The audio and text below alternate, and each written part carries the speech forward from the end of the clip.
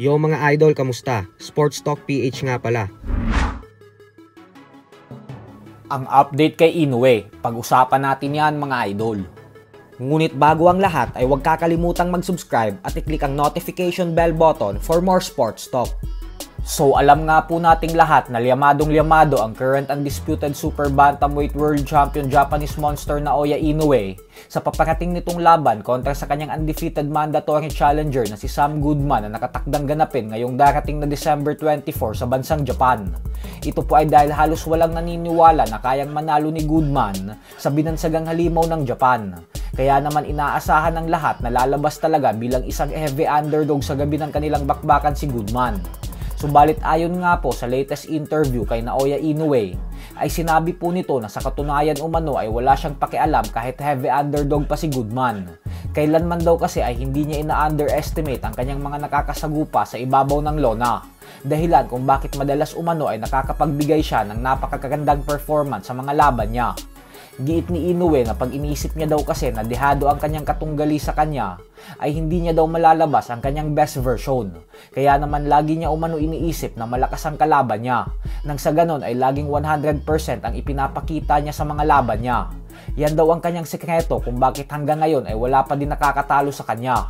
Bukod dyan ay pinagmalaki din ni Inoue na sa latest sparring session niya umano ay nakipag-spar siya ng 10 rounds nang hindi man lang daw siya nakaramdam ng kahit konting pagod. Pag naipagpatuloy niya umano ito hanggang sa katapusan ng kanyang training camp, ay sa palagay niya daw ay wala siyang magiging problema sa kanyang stamina sa buong laban kontra kay Goodman. Sa kabilang banda naman mga idol ay bagamat nga po nag-overweight ng 15.7 pounds sa weigh-in kahapon ang bata ng 5 Division World Champion Floyd Mayweather Jr. na si undefeated rising star Kermel Moton na siyang dahilan kung bakit nakansela ang dapat sana'y nakatakda niyang laban ngayong araw, ay ibinalita nga po ng ating kaibigan na si Pinoy Boxing Prodigy na may nakatakda na daw na laban si Moton ngayong darating na December 30 sa bansang Japan. At bagamat hindi pa naman daw kumpirmado kung sino ang makakasagupa nito, ay malaki daw ang posibilidad na ang makakalaban ni Moton ay nanggagaling sa isang bansa sa Asia na may malalim na tradisyon sa sports ng boxing.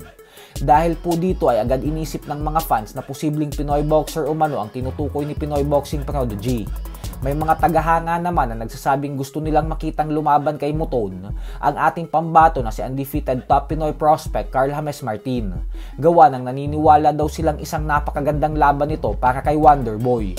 Pero tandaan po natin mga idol na sa 135 pound lightweight division lumalaban si Moton, habang si Wonderboy naman ay sa 122 pound super bantamweight division.